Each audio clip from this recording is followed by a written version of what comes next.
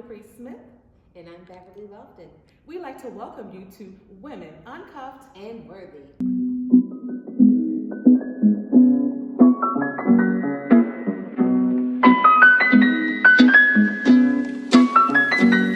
We are so excited to be here. Oh my goodness. Oh my yes. gosh.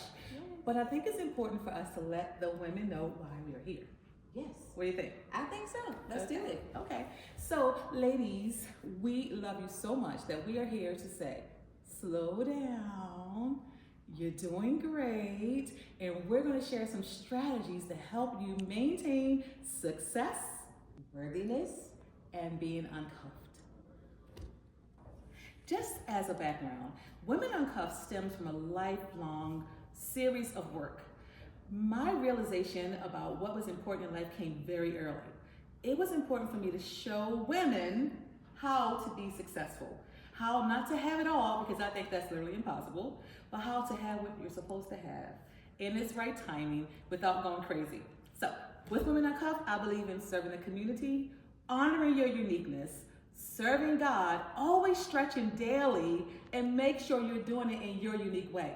Now, I've heard some wonderful things about women that are worthy, so tell me a little bit more. So, thank you, Caprice. Sure, thank you so much. yay. And that's just lovely how you are always thinking about the women and thinking about how we can empower ourselves to just do better, better for the community and do better for ourselves. Yes. So for me, I started a Mary Kay business about 7 years ago. And when I started that business, I was able to quickly move up into directorship. When I moved into directorship, I was able to name the unit of something that felt near and dear to my heart. And it was called Women of Worth. And it still is called Women of Worth. And the reason I chose that name is because women are always doing things for everyone else, Yes. but then they forget to take care of themselves. We have to step back and remember our worth. It's so important to practice those self-care regimens because we don't take care of ourselves. And then the next thing you know, we're sick and then we cannot take care of others. We want to make sure that we're taking care of ourselves before we take care of others so that we can better care for our loved ones and the community. That is so incredible. Whew. Okay, ladies, we're going to have tough conversations, okay? Have you ever experienced the end of year rush? You feel like you have to do something. Have you ever experienced that, Beverly? You have to do something. Absolutely. It's crazy how we put so much pressure on ourselves. But I found that pressure kind of leads to chaos.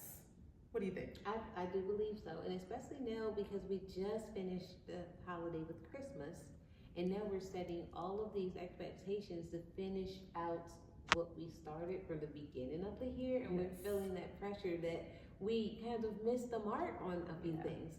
So, Caprice, what do you suggest? I suggest you don't do this. Don't layer yourself with so many goals that you feel overwhelmed just looking at them. Sometimes we don't feel like we've done enough that year. We go super hard for the next year and we do everything under the sun, and it just ends up being your inauthentic voice being pushed forward. So ladies, I invite you to breathe and calm down and to recognize that whatever you finished this year, you were supposed to. Don't overdo it. What do you think? I think so. And then also remember, starting off this new year that's coming in, think about doing small habits, reaching those small goals one at a time, rather than looking at that big picture and only trying to throw everything into the big picture. Of course, we do need the big picture, Caprice, right? Yeah, we do. But we need a great way to break those down into small habits so that you can reach the bigger goal. Yes. And it makes it a lot easier. So in the world that we are in, we do like to do a 6 most important things list. I love that. And what ends up happening with that is every night or in the morning, you can write what is most important that you want to accomplish for that day. If you do not accomplish it for the day, what do, Caprice? You put it on the next day. You don't run out of days, guys. Exactly. There's always going to be something to do. Yes. Always. And if you're stretching yourself properly, it should be elevating, and the progress should be pushing you forward, not the idea of just checking things off. You want to do it wholeheartedly, like you want to get the enjoyment of doing it. But Beverly, let me go a little bit deeper, because there are many, ladies, listen, there are many podcasts that are about women empowerment. This is not one of those shows. We want to take you in the trenches. We want to uncover some layers. Beverly, Can we talk about why do women feel like they have to achieve so much all at once? I think it just comes from, it's generational. I wouldn't call it really a generational curse. Why not? Tell the truth, shame the maybe, devil, child. It might be a generational curse. It's a generational curse, right? We saw our moms do things, right? And then we saw our grandparents do things. And then, of course, what do we want to do? We want to do it better than the generation before. And then we also feel like we're responsible for this next generation that's coming up, right? Yeah. And now that we're talking about generations, I don't want to switch gears or anything, Okay. but I do want to talk about, we all have to come together as generations because we don't like each other as generations. Oh, or my we've been girl. hearing these things that we can't do anything with this younger generation. It's not true. We all have to come together because there are some things that we can learn from them and some things that they definitely need to take from us. So we need to be able to talk better. Yes, I agree with that. Yes. And the thing I love most about younger people, I don't know if they're Gen Z, X, Y, HK, I don't know where we are now, but the thing I love about them is that they are very intentional about what it is they will do. Yes. They're very clear about what they will not do, and they don't do it. Exactly. Yeah. And our generation, we just don't understand it. A lot of people in our generation just do not understand it, and it's causing a lot of friction. It's looking, the younger generation is looking at us. Not that we're the older generation. Let's get that Not right. Not Don't leave me hanging now. We're not an older generation, right. But however, we are a generation that's what people are calling a sandwich generation. So we're the younger generation, or the generation after us, I'll use that. The generation after us is looking like we got it wrong. And we can't even, I will not take that. I don't think we got it wrong. They can have their opinion, but some people in the generation that Caprice and I are from think that there's a lost generation after us, but I don't think that that's true. We don't buy into it either because we come together and we really want to take care of this generation that's coming ahead, or coming up, because without them, there's no future. Right, and the future doesn't have to look like what we thought it would look like. And that's the conversation I think we need to have, is if we call our younger people the lost generation, who failed them? That means we failed them, right? Exactly. Right, and we won't accept that. I believe that let's just focus on the ladies. I believe that every woman is probably doing the best she can with the tools that she has at that time. So it's our goal, right, Beverly, to make sure you guys know you don't have to be perfect to get things started or to get it done. And I am so excited, Beverly, that we get to share our Mary Kay businesses together. Yes. Oh my God. Yes. Guys, can I give you your flowers? Oh my God. So, Beverly, I asked her to hold just a party. And Mary Kay, one of the things we do is we share the opportunity and we share the products. So I was like, Beverly, you want to do a Mary Kay party? She's like, yeah, I'll do it for you. This young lady had a whole building filled with people, and she has not slowed down in her whole 7 years of doing Mary Kay. Yep, She's just hit 7 it's just been. I'm the happiest woman in Mary Kay because I'm attached to this young lady. Okay, she is like, I would say my offspring, but I don't believe that title is big enough. Like she's like my super offspring. She's like the woman who has reset the standards. So I want to give you those flowers because a lot of women would not be able to do that. You didn't let anything stop you, and I'm so appreciative of that. So I want to give you your flowers. Oh, thank you so much. I was looking for physical flowers when she mentioned flowers, but I'll take these flowers. I'll take these ones. But I also want to give Caprice flowers. Give her the flowers that's due to her, because without Caprice, I would not have been able to figure this out, because she did such a great job of coaching me in the beginning of my Mary Kay career. I would not be able to have done the things that I've done now or accomplished the things